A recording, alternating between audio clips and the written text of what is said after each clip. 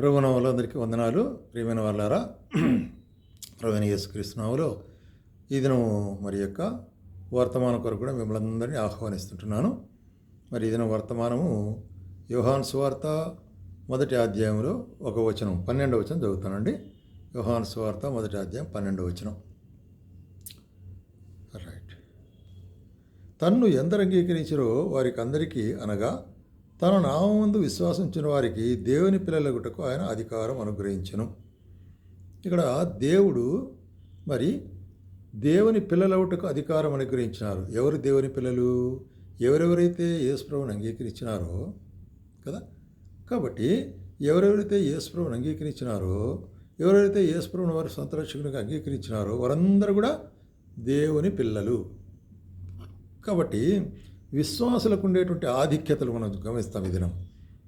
మరి దేవుని పిల్లలు అనేటువంటి ఒక ఆధిక్యత మనకు, ఎందుకంటే ఆయన నామమున విశ్వాసం ఉంచుట ద్వారా పిల్లలుగా మార్చబడుట.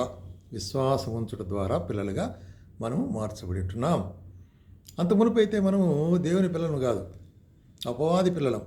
అందుకొరకు యేసు ప్రభు ఏమంటాడు, మరి ఇదే యోహాను సువార్తలో మనం గమనించినట్లయితే యేసు ప్రభు మరి చూసినట్లయితే ఏమంటున్నాడంటే, మీరు మీ తండ్రి అయిన అపవాది పిల్లలు, మీ తండ్రి మరి అబద్ధికుడును అబద్ధమునకు జనకుడు అంటున్నాడు. అబద్ధికుడు అబద్ధమునకు జనకుడు అనేటువంటి కార్యం. కాబట్టి ప్రేమ వర్లారా, మనము అబద్ధికుడైనటువంటి సాతాను యొక్క పిల్లలుగా ఉండి నరకమునకు మరి నిత్య నాశనమునకు వెళ్ళవలసిన దినాల్లో యేసుప్రభువును మనం సంధించడం ద్వారా, ఆయనను మనం ప్రేమించి తన పిల్లగా చేర్చుకోవడం ద్వారా, అంటే మనం ఆయన విశ్వాసం ఉంచడం ద్వారా ఆయన పిల్లలుగా అయి ఉంటున్నాము. ఈ విషయాన్ని అప్పొస్తలుడైన పౌలు ఏమంటాడంటే, మరి నా సువార్త ద్వారా దేవుని పిల్లలుగా మీరు మారి ఉంటున్నారు అంటున్నాడు. రోమీయులకు రాసిన పత్రిక 8వ అధ్యాయము 16వ వచనంలో గమనించినట్లయితే, రోమీయులకు రాసిన పత్రిక 8వ అధ్యాయము 16వ వచనంలో ఏమంటాడు ఇక్కడ, మనము దేవుని పిల్లలమని ఆత్మ తానే మన ఆత్మతో కూడా సాక్ష్యం ఇచ్చుచున్నది. కాబట్టి మనము దేవుని పిల్లలమని ఆత్మ తానే, అంటే పరిశుద్ధాత్మ దేవుడు తానే మనకు సాక్ష్యం ఇచ్చేవాడుగా ఉంటున్నాడు అనేటువంటి కార్యము మనం గమనిస్తున్నాం అనమాట. దేవుని పిల్లలము అనేటువంటి యొక్క కార్యం మనం గమనిస్తుంటున్నాం. అట్లాగే మరి ఆత్మ మన ఆత్మతో సాక్ష్యం ఇస్తుంటాం. కాబట్టి ఒక విట్నెస్, దేవుని యుద్ధ నుంచే మనకు ఒక విట్నెస్ అనమాట, ఒక మరి సాక్ష్యం అనుకుంటుంది. అందుకొరకే మరి 1 కొరింథీయులకు 4వ అధ్యాయంలో కూడా అపోస్తలుడైన పౌలు రాస్తూ ఏమంటాడంటే, 1 కొరింథీయులకు 4వ అధ్యాయము 15వ వచనం చదువుతానండి. 15వ వచనం, 4వ అధ్యాయం 15వ వచనం. క్రీస్తునందు మీకు ఉపదేశకులు 10,000 మంది ఉన్నను, తండ్రులు అనేకులు లేరు. క్రీస్తు యేసునందు సువార్త ద్వారా నేను మిమ్మల్ని కంటిని కనుక మీరు నన్ను పోలి నడుచుకున్న వారై ఉండవాలని మిమ్మల్ని బతిమాలుకొనుచున్నాను. ఇప్పుడు ఇక్కడ ఇంకొక అర్థాన్ని ఇక్కడ చెప్తుంటున్నాడు అపోస్తలుడైన పౌలు. ఏమంటాడంటే, సువార్త ద్వారా నేను మిమ్మల్ని కంటిని అంటే క్రీస్తు యేసును మీరు సువార్త ద్వారా అంగీకరించడం ద్వారా ఏమంటున్నారు, మీరు మరి దేవుని పిల్లలు అంటున్నారు. అంత మాత్రం కాకుండా నాకును పిల్లలు అంటున్నారు అంటాడు. ఎందుకంటే నేను మీ యొక్క మంచి చెడులు గమనించేటువంటి యొక్క మరి బాధ్యత కూడా నాకు ఉంటున్నది అనేటువంటి కార్యం. కాబట్టి ప్రియమైన వాళ్ళారా, దేవుడు మనకు కొన్ని ఆధిక్యతలు ఇచ్చాడు యేసుక్రీస్తు ప్రభులు. ఆ ఆధిక్యతలు మొట్టమొదటిగా మనం ఆయన పిల్లలము అనేటువంటిది. రెండవదిగా మనం గమనించినట్లయితే అదే రోమీయులకు రాసిన పత్రిక 8వ అధ్యాయము 17వ వచనంలో ఏం చూస్తున్నాం ఇక్కడ, రోమీయులకు 8:17లో మనం గమనించినట్లయితే ఏమంటాడంటే, మనం పిల్లలమైతే వారసులము, అనగా దేవునికి వారసులము, క్రీస్తుతో కూడా మహిమ పొందుటకు ఆయనతో కూడా శ్రమపడిన ఆయనతోడి వారసులము. అంటే రెండవదిగా ఆయనకు వారసులము, దేవుని యొక్క వారసులము అనే ఒక ఆధిక్యత ఇచ్చాడు. వారసులు అంటే ఏంటి అర్థము? తండ్రి యొక్క వారసులు అంటే తండ్రి యొక్క మరి స్వాస్థ్యం అంతటిలోనూ పాలు పొందేవాళ్ళు అనేటువంటి. కాబట్టి మన ప్రభు ఏదైతే మరి స్వాస్థ్యం మన కొరకు ఉంచుతున్నాడో ఆ స్వాస్థ్యంలో మనం పాలు పొందనంటున్నాము. కాబట్టి ఏమంటున్నాడు ఇక్కడ, మీరు ఆయనకు స్వాస్థ్యమైంటున్నారు అనేటువంటి కార్యాన్ని చూస్తున్నాం. కాబట్టి ప్రియమైన వాళ్ళారా, మనం గమనించాల్సిన కార్యం ఏంటంటే, ఆయనకు మనం స్వాస్థ్యముగా ఉంటున్నాము. కాబట్టి మన ఎడల ఆయన ఏం చేస్తున్నాడంటే తన స్వాస్థ్యాన్ని అంతా కూడా మనకి ఇస్తుంటున్నాడు. ఆయన పిల్లలు కాబట్టి మనకు ఆ స్వాస్థ్యానికి మనం అర్హులమైంటున్నాము. అంత మాత్రం కాదు, మరి పిల్లలైతే వారసులం అనగా దేవునికి వారసులము, క్రీస్తు కూడా మహిమ పొందుటకు ఆయనతో కూడా శ్రమ పడిన ఎడల ఆయనతోడి వారసులము. కాబట్టి రెండవదిగా మనకుండే ఆధిక్యత ఏంటి? దేవుని యొక్క వారసులము అంటే దేవుని యొక్క ఆస్తికి మనం హక్కుదారులము, దేవుని యొక్క సంపాదనకు చెప్పాలంటే మనం హక్కుదారులము, లేక దేవుని యొక్క ఐశ్వర్యమునకు మనం హక్కుదారులము అనేటువంటి కార్యాన్ని మనకి. కాబట్టి అటువంటి గొప్ప నమ్మకాన్ని దేవుడు మన మీద ఉంచినవాడుకుంటున్నాడు. అట్లాగే తిమోతికి రాస్తూ ఇదే విషయం ఏమంటాడంటే 2 తిమోతి 2వ అధ్యాయం 12వ వచనం.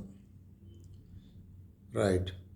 ఈ మాట నమ్మదగి అది ఏలైనగా మనం ఆయనతో కూడా చనిపోయిన వారమైతే ఆయనతో కూడా బ్రతుకుదుము, సహించిన వారమైతే ఆయనతో కూడా ఏలుదుము.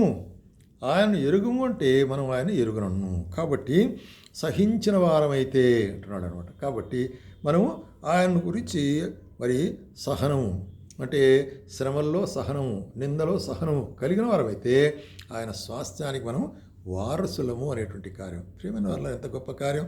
దేవుడు మనను తన యొక్క స్వాస్థ్యానికి వారసులుగా ఏర్పరచుకొని ఉంటున్నాడు అనేటువంటి చూస్తున్నాం. అట్లాగే తిరిగి మూడవదిగా మనం గమనించినట్లయితే అదే రోమిలకు రాసిన పత్రిక 8వ అధ్యాయంలో మనం గమనిస్తుంటున్నాము. వచనం 14 ఏమంటాడు? దేవుని ఆత్మచేత ఎందరూ నడిపింపబడుతురు వారందరూ దేవుని కుమారులై ఉందురు. దేవుని ఆత్మచేత ఎవరు నడిపింపబడతారో వారు ఏమవుతారు? దేవుని కుమారులై ఉందురు. అంటే అర్థం ఏంటి?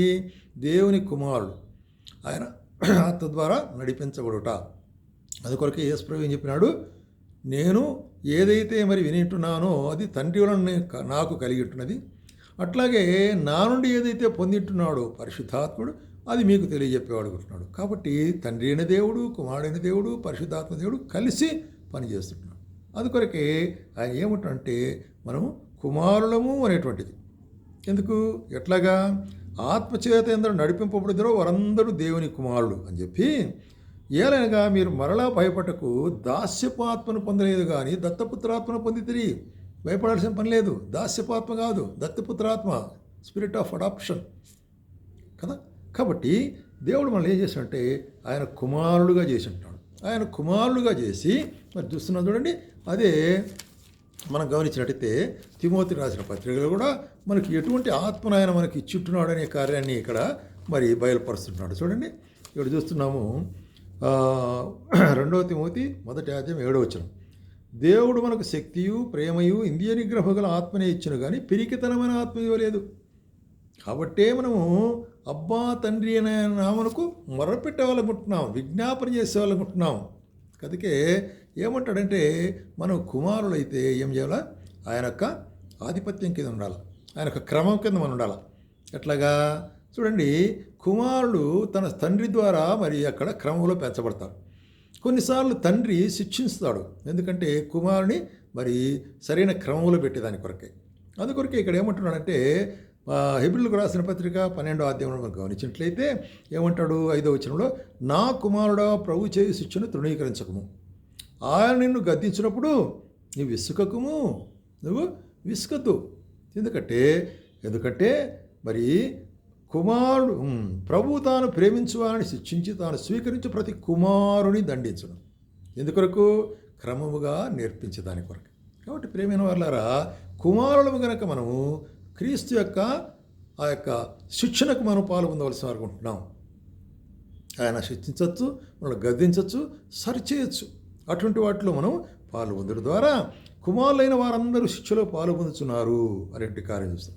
కాబట్టి దేవుని కుమారు యొక్క మరి స్వాస్థ్యం ఏంటంటే మరి ఆ పరిశుద్ధాత్మను ఇచ్చినాడు ఆయన.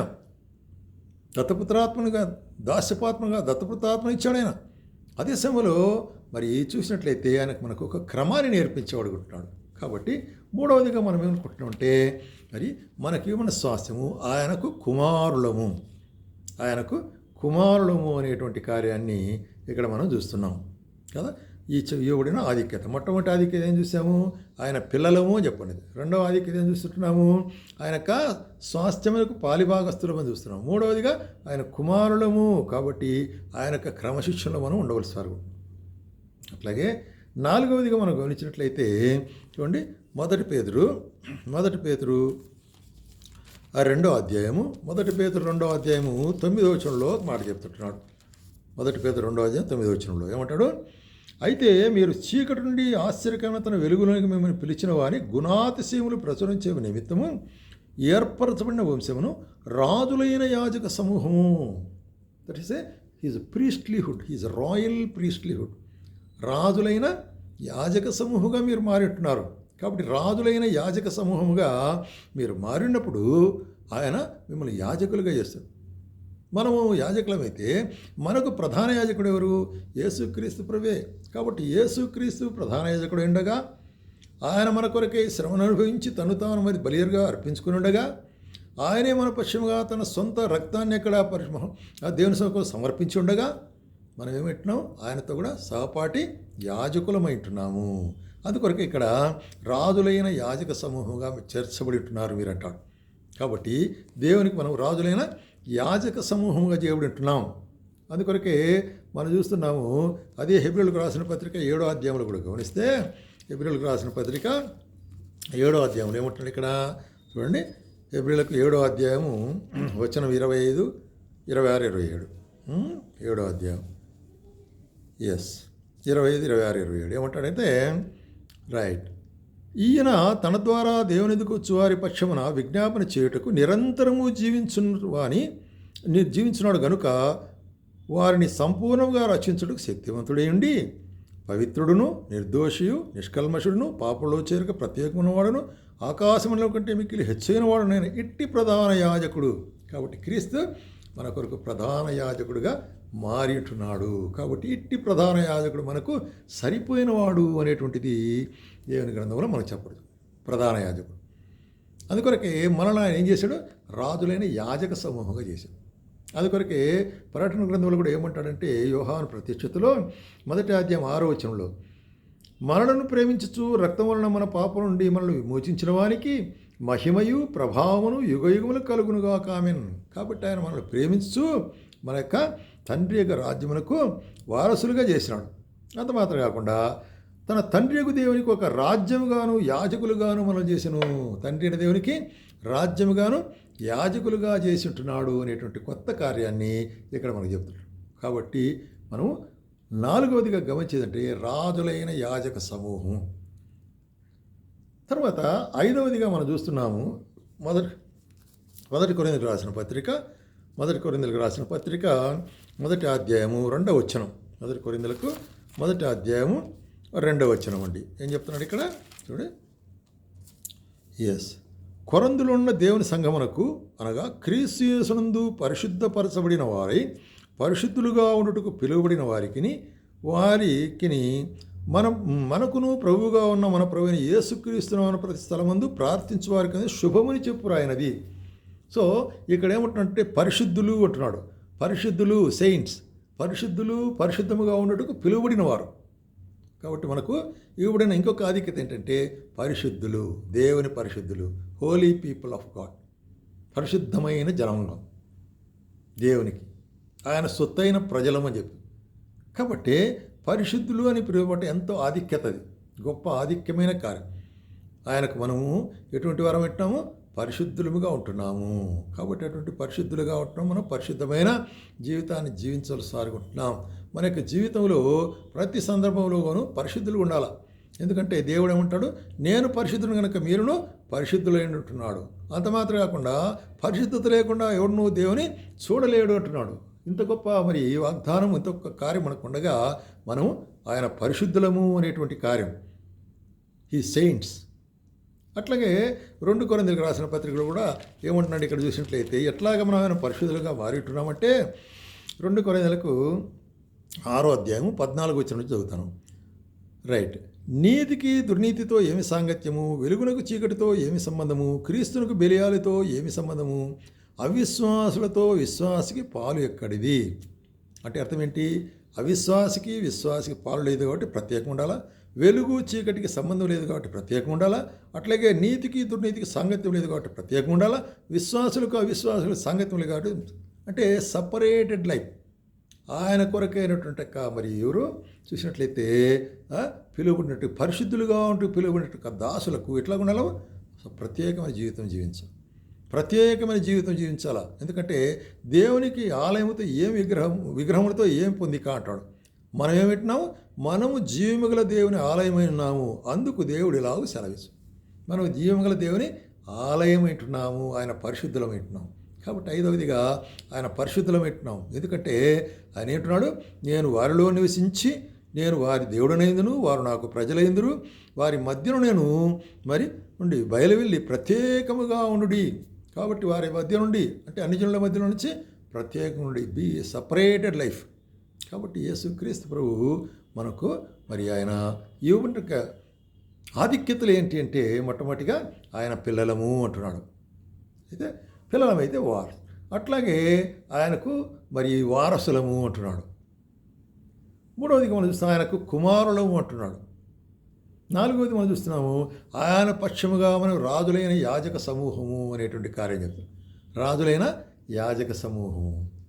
అట్లాగే ఐదవదిగా ఆయన కొరకైనా పరిశుద్ధులుగా ఉన్నట్టుకు పిలువబడినవారు సెయింట్స్.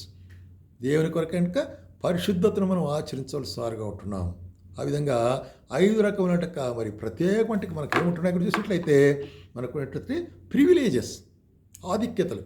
కాబట్టి క్రీస్తునందు మనకుండి ఈ యొక్క ఆధిక్యతలను మనం జ్ఞాపం చేసుకుని ఈ ఆధిక్యతలు కలిగిన వారమై విశ్వాసముతో మనం ముందుకు సాగాలనేటువంటిది దేవుని యొక్క వాక్య ఉద్దేశం. కాబట్టి ప్రియమైన వాళ్ళారా, ఆ విధంగా ముందుకు సాగుటకు ప్రభు మనకు సహాయం చేయను కాక.